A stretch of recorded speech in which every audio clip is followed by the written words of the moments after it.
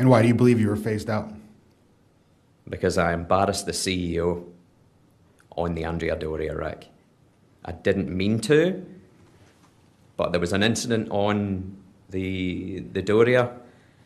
It was meant to be my dive. I was meant to take 4 paying clients down to the wreck, and the intention of that entire trip with these mission specialists was we had new sonar fitted to the Submersible.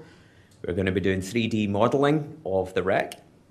The wreck itself, it's dangerous. We knew it was falling to bits. We did our research, and the plan was I was going to be dropping down over several days, keeping distance from the wreck completely, and basically circumnavigating the wreck at 50 metres away and carrying out sonar scans to create this 3D model of the wreck itself, which, in all good intentions, it was so that divers, future divers, can see exactly what's happening with the decay and degradation of the hull of the Doria itself. It is a very famous vessel, but deadly. I mean, I don't know today, but at the time, I think there was like 18 deaths on the Doria with technical divers diving on it. Unfortunately, the CEO decided that he wanted to take it down. I objected, because I know sometimes he could do things to please himself. He told me I was staying out. I objected again. I was sort of reined in at the time. Just remember, I'm the CEO, you're just an employee.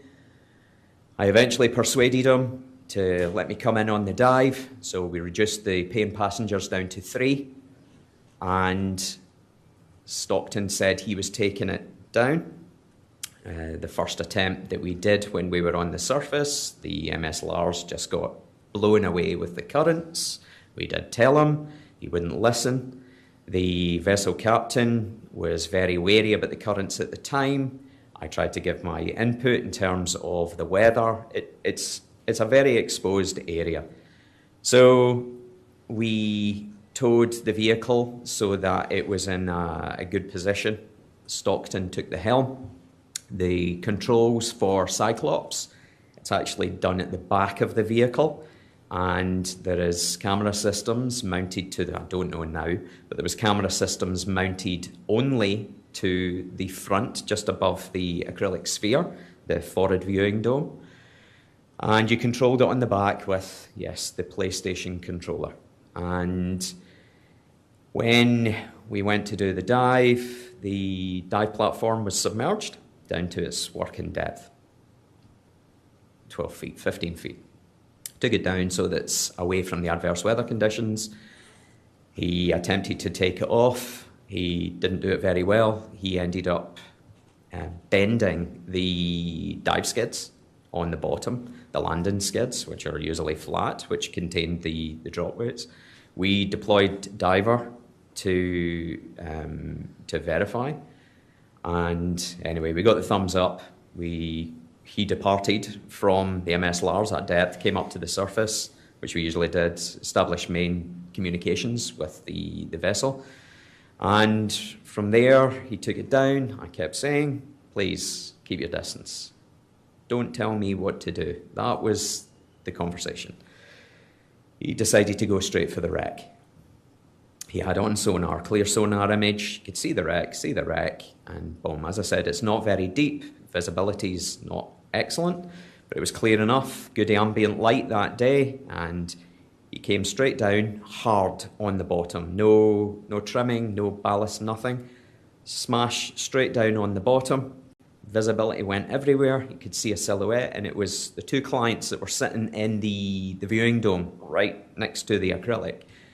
And they were like, oh my God, we are right on the wreck. So I said to Stockton, please, all stop telling me what to do. Stockton, all stop. We have to see what's going on here. We have to look at our surroundings, which is standard practice for any competent submersible pilot. And from there, visibility cleared. We could see metal plates, and we could clearly see the starboard side of the bow of the Andrea Doria. We could see all the debris, we could see hawser lines, we could see panels coming off. It was an absolute mess. So I said, Stockton, please. And he just kept arguing with me in the sub. Very unbecoming of a submersible pilot.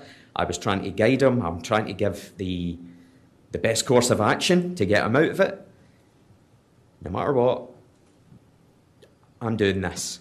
So he blew air in the tank, in the ballast tank, came off the bottom, motored full stick ahead, unbeknownst to everybody else, and I don't know why. He decided to turn the submersible 180 degrees at speed, still coming ahead. So he wasn't looking at his surroundings. He could have quite easily went up into the viewing dome. He could have went up into the tower because it's got a clear acrylic hatch on there.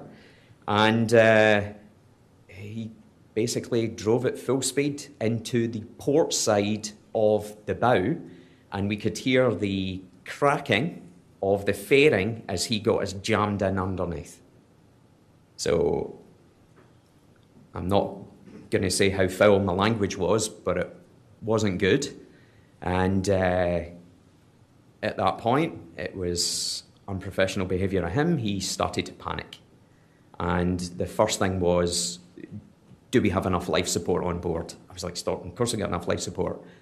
We need to get out here. When do you think the dive team could come to get us out? Stockton, please, give me the controls. I'm going to get us out of this. We're stuck, we're stuck, we're stuck.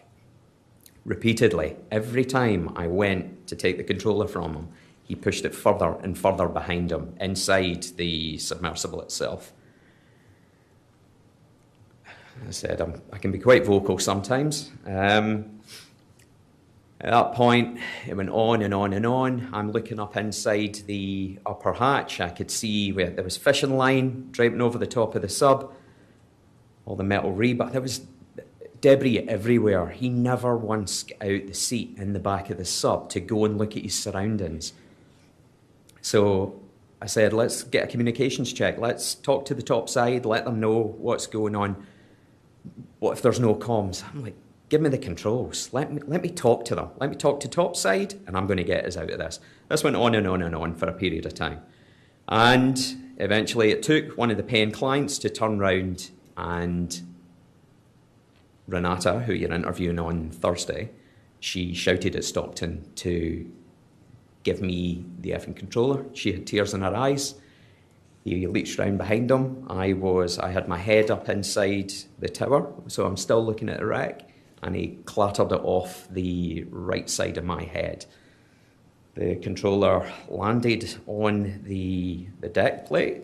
One of the buttons came off, the robust PlayStation controller. And I picked it up, repaired it, and had us out 10, 15 minutes. Motored away from the wreck, came away 50 metres using the sonar, turned us round, dropped down, and I said, that is what we're supposed to do. And at that point, he was upset.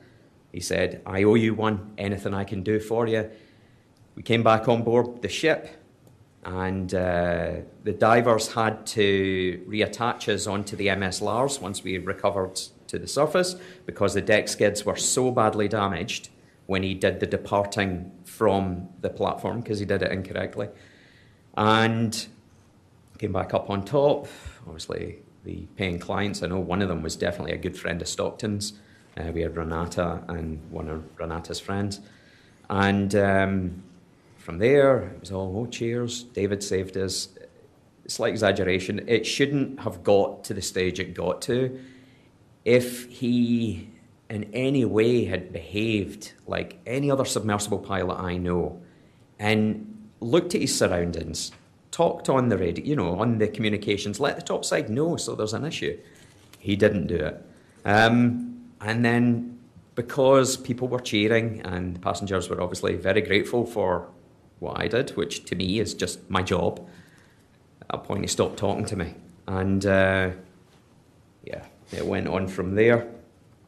Within a few months. Mr. Largridge? Yeah, sorry. I appreciate that. Thank No you. worries. Just want to ask you a few questions Of with course. regards to the Andrea Doria. Did the skids get stuck in the bottom of the ocean floor? They got stuck under metal plates right up at the bow.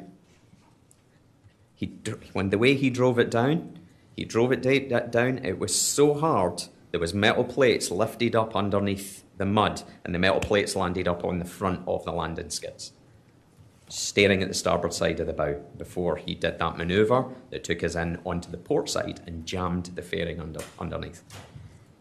And just to be clear, did you state, you didn't state this, but did he throw the controller at you at that That's point? correct. And he hit me on the side of my head on the starboard side, yeah.